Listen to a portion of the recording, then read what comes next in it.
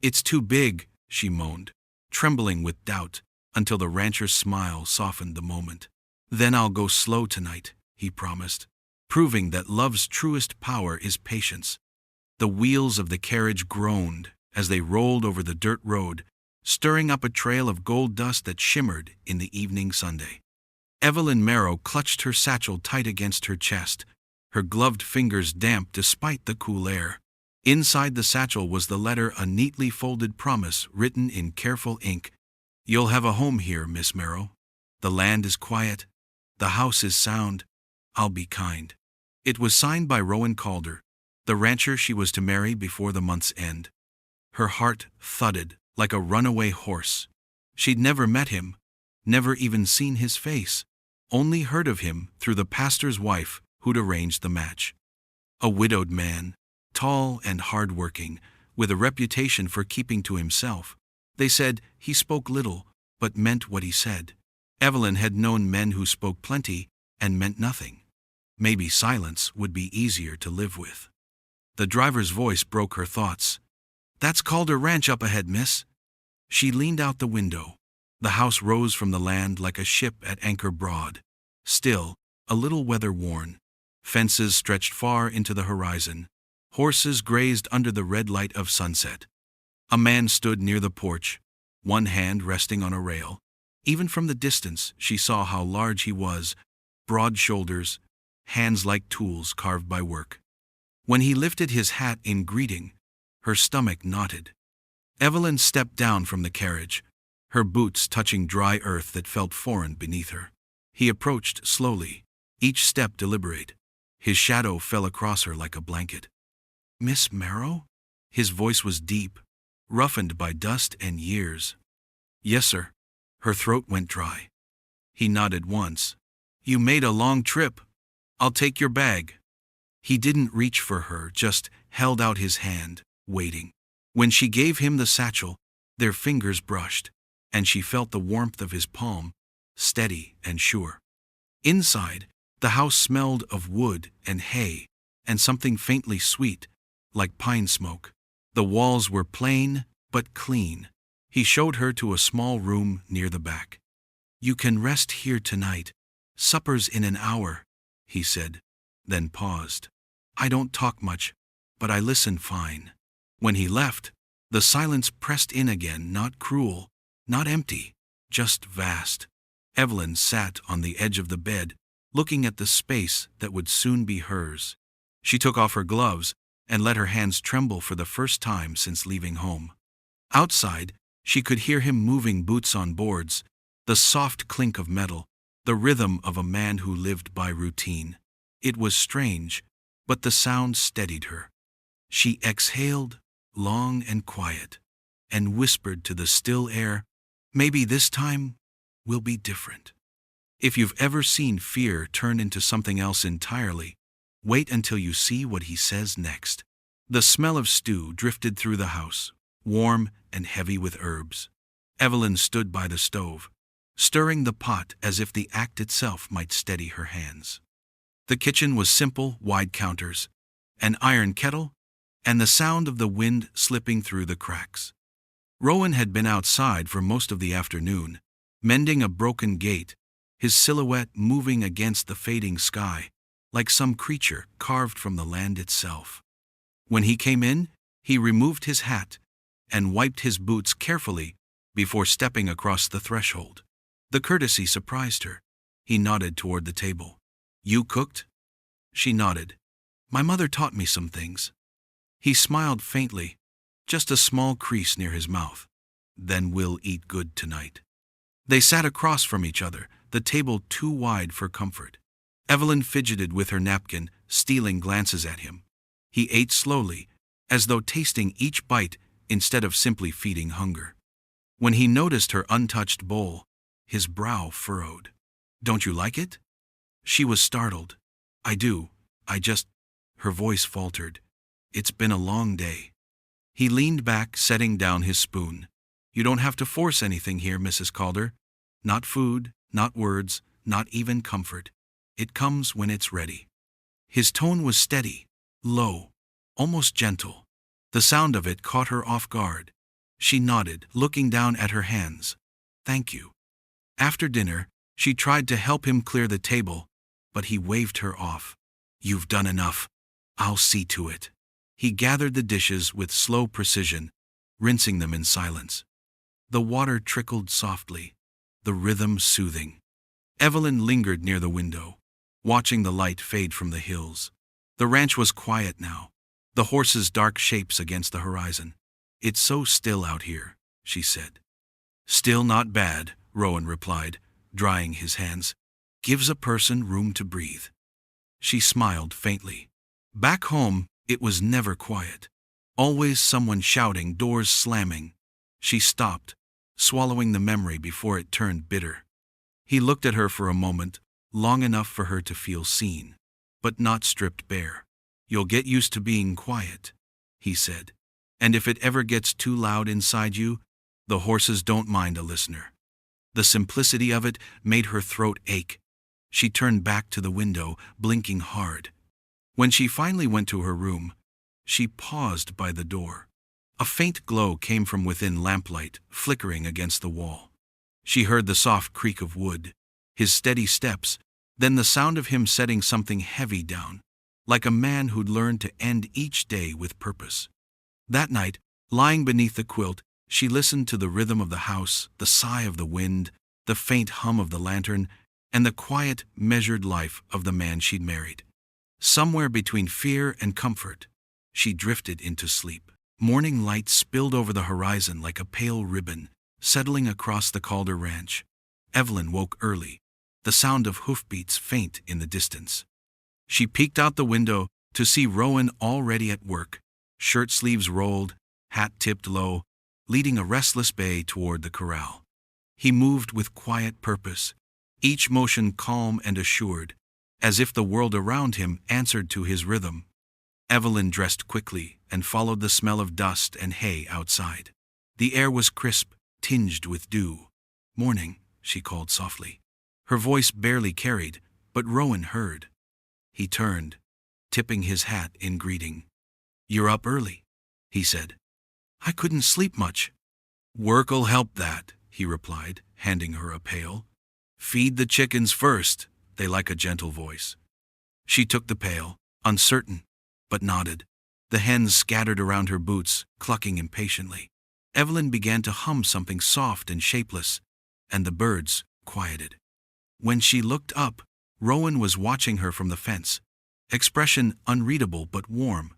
She flushed under his gaze. By mid-morning, the sun had burned away the cool. Rowan was fixing a broken rail while Evelyn gathered the tools he needed. She noticed how careful he was even when swinging the hammer, controlled, deliberate, like he feared breaking more than wood. His hands were enormous, roughened by work, but never harsh. When she tried to hold a plank steady, her grip slipped. A splinter caught her palm, and she hissed. Rowan set his tools down instantly and reached for her hand.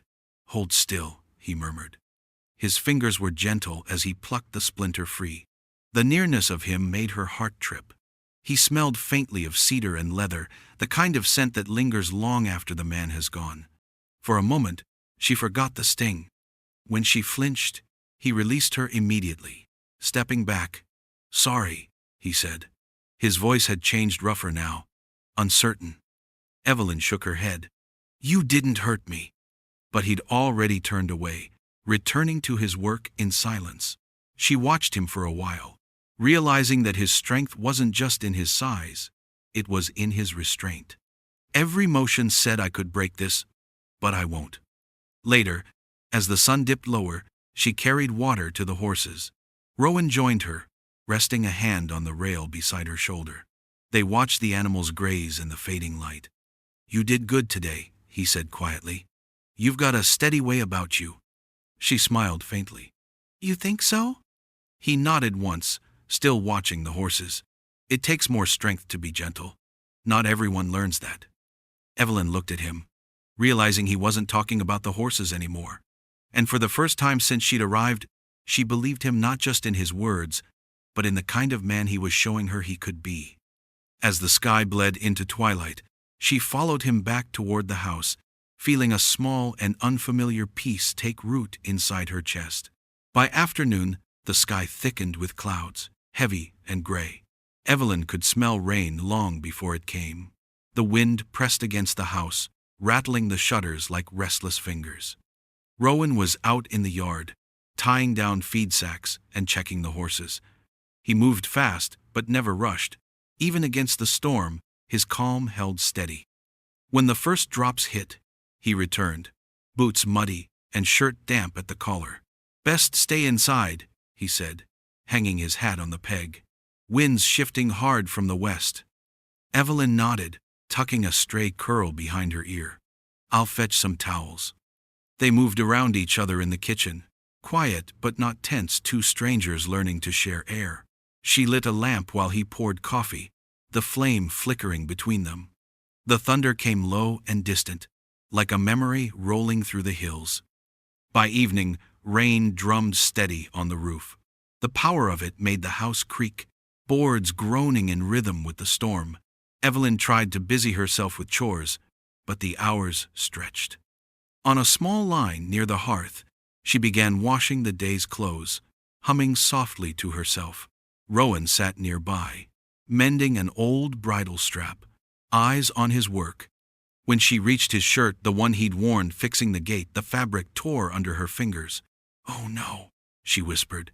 She held it up, the rip long across the shoulder seam. He looked up. "What happened?" "I'm so sorry," she stammered. "I didn't mean it, just came apart." For a heartbeat, she waited for anger, the kind she'd known before, sudden and loud. But Rowan only set his needle down and shrugged. "Guess it's earned its rest," he said lightly. "Been through more storms than I have." The answer disarmed her. "You're not upset?" He smiled a little. "Not about a shirt, no. Sit. I'll fix it." He took the fabric and found a small sewing kit near the shelf. His hands, large and scarred, moved with clumsy precision, each stitch slow but steady. She watched in silence, the lamp's glow softening the planes of his face. Every so often, he squinted at the thread, muttering something about not being made for fine work. She almost laughed, and then she did, quietly at first, then louder, until it startled her. Rowan paused mid-stitch, looking up. "What's funny?" "Nothing," she said, still smiling. "It's just you sewing. I didn't expect it."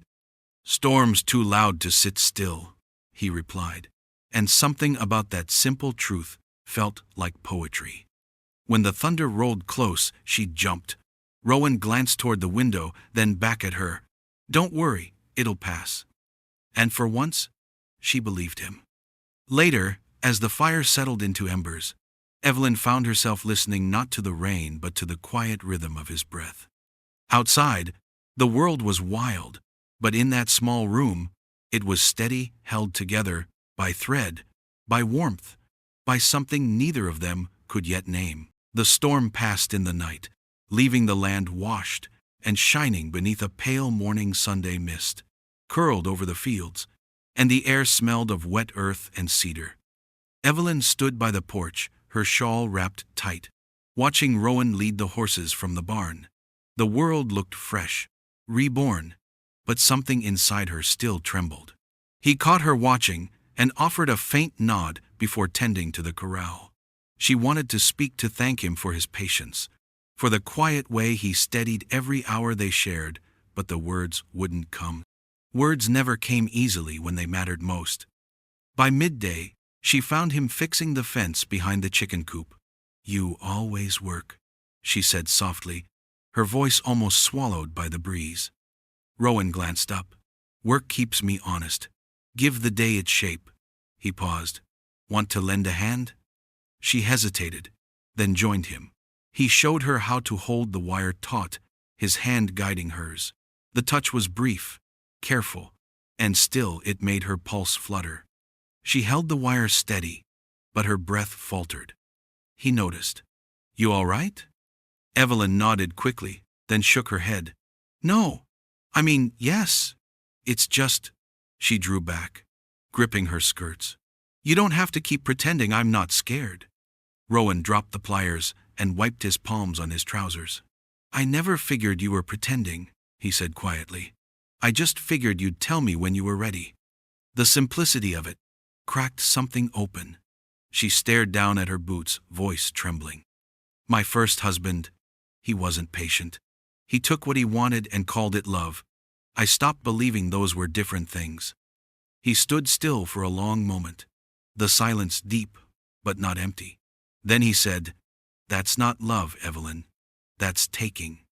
Tears slipped down her cheek before she could stop them. She turned away, ashamed. "I don't want to be broken, Rowan." He stepped closer, but didn't touch her. "Then we start with what doesn't scare you." His voice was steady, the same voice that calmed wild horses and frightened storms alike. "Tell me something that feels safe." Evelyn took a breath. "I like when you talk low. It doesn't echo in my head." He nodded. "Then I'll keep my voice low." She managed a small, trembling smile. "And I like that you ask instead of assume." "Seems fair," he said. "I'd rather earn my way than force it." They worked in silence again, side by side, each movement deliberate, shared. When the last nail was set, Rowan stood back, stretching. "Not bad," he said. "Looks solid."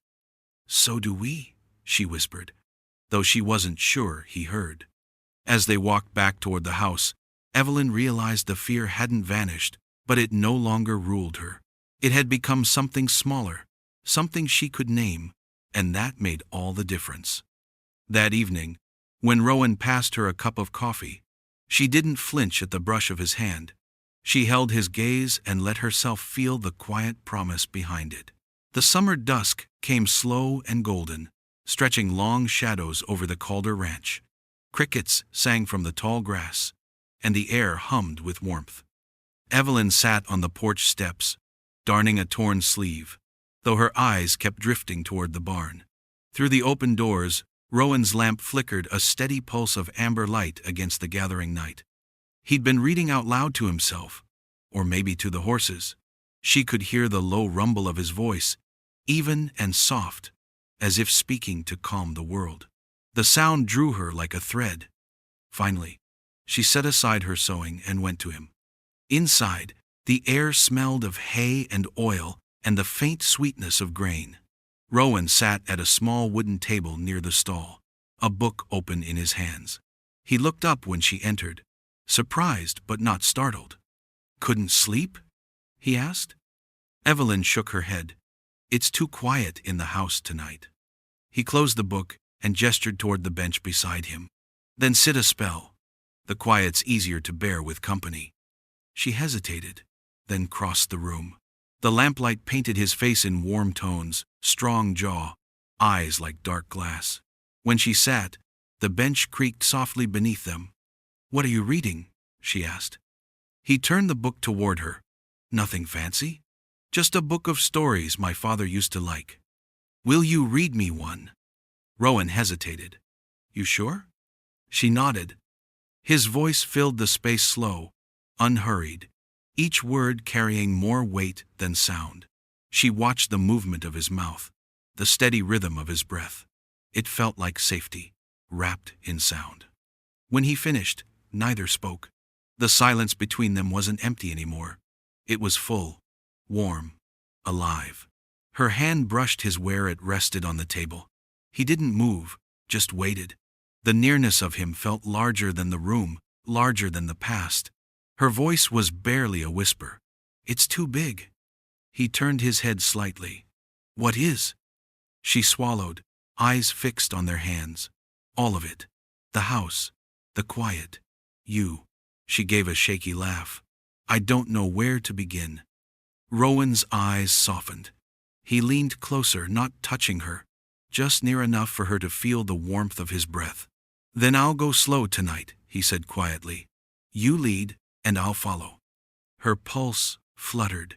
He didn't move until she did, until her fingers traced the edge of his sleeve, testing her own courage. When he reached for her hand, it was with the same patience he used to calm a skittish colt. Steady, certain, no rush. They stayed like that for a long time, the world outside fading into crickets and soft rain on the roof. When she finally looked up, she found his eyes waiting open, gentle, unguarded. And for the first time in her life, Evelyn didn't feel small inside someone else's shadow. She felt seen, held, whole. The lamp burned low, its light soft as the breath between them. Morning came soft and rose-colored, spilling through the curtains like a secret Evelyn wasn't ready to share. She woke slowly, her cheek pressed to Rowan's shoulder, the rhythm of his breathing steady beneath her ear. For a long moment, she didn't move. She simply listened to the hush, to the rain's faint tapping against the window, to the calm she'd never known before. When she finally stirred, he opened his eyes. "You sleep all right?" he asked, his voice low, still rough from dreams. She nodded, shy but smiling. "Better than I have in years."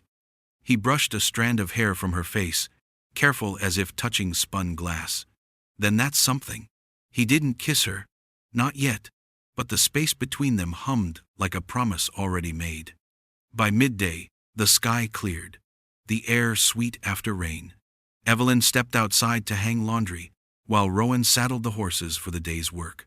Every small motion, his hands tightening the straps, her fingers clipping linen to the line, felt newly sacred. They didn't speak much, but every look they traded said enough. In the quiet rhythm of the day, Evelyn felt a new steadiness growing inside her. Where there had once been fear, there was now something stronger: curiosity, tenderness, maybe even belonging. When Rowan walked past her to fetch the feed, she reached out and caught his wrist without thinking. He paused. "Something wrong?" She shook her head. "Just, thank you." He tilted his head slightly, unsure, but there was warmth in his eyes. "You don't owe me thanks, Evelyn. You just owed yourself some peace." The words settled deep. She held on to them all afternoon, turning them over in her mind like stones made smooth by a river. That evening, as the sun slipped behind the hills, Rowan found her in the barn brushing the horses. "They like you," he said, watching her run the comb through a mare's dark mane. "They like your patience," she countered. "I'm just borrowing it." He stepped closer, close enough for her to feel the quiet power of his presence. "Patience isn't something you lend," he murmured. "You give it where it's needed." "Ah." She looked up, their eyes locking in the half-light. "And what if it's needed here?" Rowan's breath hitched, but he didn't move right away. "Then I'll stay," he said. The words were simple, but they reached her deeper than touch. When he leaned down, his lips brushed hers like a question, not a claim. She answered softly, the kiss trembling with all the trust she'd been afraid to offer. The barn seemed to exhale around them, the wood creaking, the horses shifting, the rain beginning again on the roof. It wasn't a storm that frightened her this time. It was one that healed. Every heartbeat, every breath, was slow and certain, carrying them both through the fragile calm of learning what love could be when it wasn't taken, but given. When the rain finally stopped, they stood forehead to forehead, silent but whole. The gentle storm had passed and left them both changed.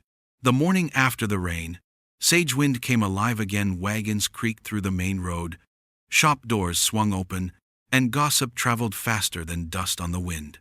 Rowan hitched the wagon for a supply run, and Evelyn joined him, smoothing her dress with trembling fingers. It was the first time they'd gone to town together as husband and wife, and though he said nothing, she could feel his pride in the quiet way he helped her climb aboard, his hand firm but gentle at her back. The ride was long and peaceful. Meadowlarks flitted across the fences, and the world smelled of wet earth and pine. When they reached the edge of town, people began to notice. Eyes followed them, curious, measuring. Rowan tipped his hat at a few familiar faces, but Evelyn could feel the weight of whispers trailing behind. At the general store, Mrs. Daly gave a smile too sweet to be kind. "Well, Mr. Calder," she said, glancing at Evelyn, "we were wondering when you'd bring your bride to town. Didn't expect her to be such a quiet little thing." Evelyn returned the smile, though her pulse quickened. Quiet's not the same as small, ma'am. Rowan's eyes flickered with amusement, but he said nothing. They gathered supplies, flour, candles, oats, while the room hummed with low conversation. By the time they left, Evelyn could feel the hush that always follows curiosity denied its fill. Outside, a man leaned against a hitching post, arms crossed. He was younger than Rowan, sharp-faced, with a smirk that didn't reach his eyes. "Didn't expect to see you back, Evelyn," he said. Her steps faltered. Nathan. The name tasted like dust. Rowan's head turned, his gaze steady and unreadable. Nathan's grin widened. "Guess you didn't waste much time. You always did like the kind that looked strong." Rowan's jaw tightened, but he stayed silent. Evelyn felt the old fear rise, that helpless tightening in her chest, but she forced herself to stand taller. "I came here to live, not to hide," she said, voice shaking but clear. "You should try it sometime." Nathan's smirk faltered. He muttered something under his breath and turned away. The tension snapped like a pulled thread. Rowan laid a hand lightly at the small of her back. "You handled that just fine," he said as they walked to the wagon. She glanced up at him. "You weren't going to say anything?" "I would have," he replied, "if you hadn't already said it better." The ride home was quiet, but not the uneasy kind. Evelyn leaned against him, feeling the slow, measured sway of the wagon. The sun sank low behind the hills, painting the sky in gold. "I didn't think I could stand up to him," she whispered. Rowan's hand found hers, rough and sure. "You didn't stand up to him," he said softly. "You stood for yourself. That's harder." As they crested the hill toward home, Evelyn realized Sagewind's whispers didn't matter. The only truth she cared about sat beside her, steady as the land they rode upon. The night began quietly, too quietly for midsummer.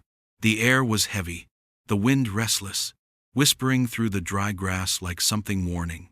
Evelyn couldn't sleep. She sat by the window, watching the moon hang low over the fields, its pale light stretching over the barn. Rowan had stayed late outside, double-checking the fences after hearing coyotes earlier. She was about to call for him when she caught the faintest flicker of orange at the edge of the field. Her heart stuttered. Then she saw smoke. "Rowan!" she screamed, pushing open the door. He was already running toward the glow, pulling his shirt over his mouth. Flames licked at the far corner of the barn, hungry and fast. The horses whinnied inside, panic splitting the night air. "Stay back!" he shouted. But Evelyn was already moving. Skirts gathered, bare feet pounding across the dirt. "We have to get them out!" Rowan tried to block her path, but she slipped past him, ducking through the smoke-choked door. Heat slammed against her face, the air thick and burning. She could barely see, but she heard the frightened stamping of hooves. Grabbing a rope, she flung it over the nearest mare's neck, guiding her toward the door. The horse reared, wild with fear, but Evelyn held on, coughing hard. Rowan appeared through the haze, his face blackened with soot. "Evelyn, out now!" "Two more!" she cried. "They're still in the back." He cursed under his breath and pushed forward. Together, they drove the animals out one by one, every second a battle between flame and will. When the last stall was empty, a beam groaned overhead and crashed down, striking the ground inches from Evelyn's feet. Rowan lunged, dragging her clear. Outside, they fell to the dirt, gasping. The barn roared behind them, flames climbing high into the night. Evelyn coughed hard, lungs seared, eyes streaming. Rowan pulled her close, his hands trembling around her shoulders. "Don't you ever do that again?" he rasped. She looked up at him, weak but defiant. "You would have done the same." He laughed once, a sound halfway between anger and relief. "That's what scares me." By dawn, the fire had burned itself out, leaving only smoke and ruin. The barn stood half-collapsed, black against the rising Sunday. The horses grazed uneasily nearby, alive but shaken. Rowan sat beside Evelyn on the ground, his arm still around her. Neither spoke for a long time. Finally, he said, "We can rebuild." She nodded. "I know. You scared me," he added quietly. "I scared myself," she admitted. Then, after a pause, "But I couldn't let you face it alone." He looked at her then, really looked, as if seeing her anew, not the frightened bride who'd arrived months ago, but the woman who had run into fire and come back stronger. "You're not the same as when you came here," he said. Evelyn smiled faintly. "Neither are you." And there, amid the ashes and dawn, something unspoken settled between them, not loss, but renewal, forged in heat and held steady by love that had learned how to last. Spring came early that year. The rains were kind, and the land answered. Wildflowers crept up the fences where the fire had scarred the earth, and the once blackened fields now shimmered with green. Evelyn stood by the rebuilt barn, the sun spilling gold through her hair, a hammer still in her hand. Rowan was up on the ladder, fitting the last of the roof planks into place. "You're sure it'll hold?" she called. He grinned down at her. "Only if you built it straight." She laughed light, free, the kind of laugh that had once felt foreign. When he climbed down, she passed him a canteen. Their fingers brushed, and the simple contact carried the quiet weight of everything they'd survived together. The ranch was no longer a place of silence. It breathed again.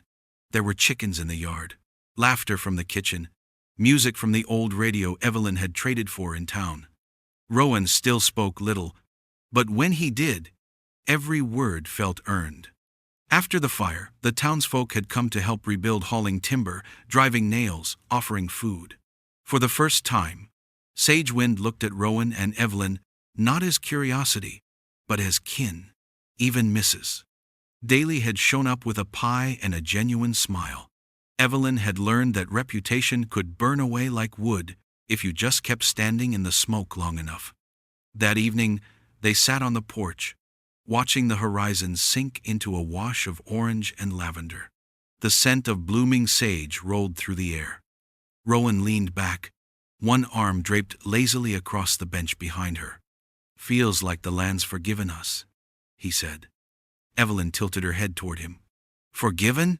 For what?" "For not trusting it sooner. For thinking peace was something you had to chase." She smiled.